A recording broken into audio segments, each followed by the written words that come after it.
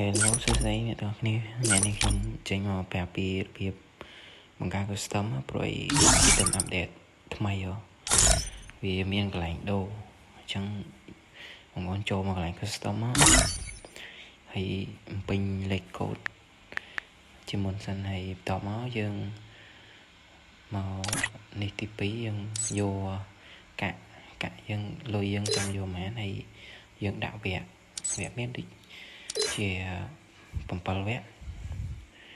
ហើយយើងមកយកអាទី1យើងដាក់ no មកយើងដាក់ no ហើយចំណែកមកខាងនោះយើងដាក់អាទី2ខ្ញុំមិនសូវចេះអង់គ្លេសដែរអ្នកទាំងអស់គ្នាពេលហើយយើងអូមកក្រោមយើងអូមកក្រោម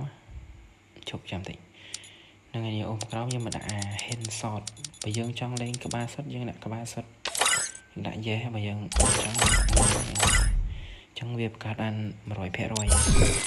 យបាយដល់គ្នាខ្ញុំមានប៉ុណ្្នឹង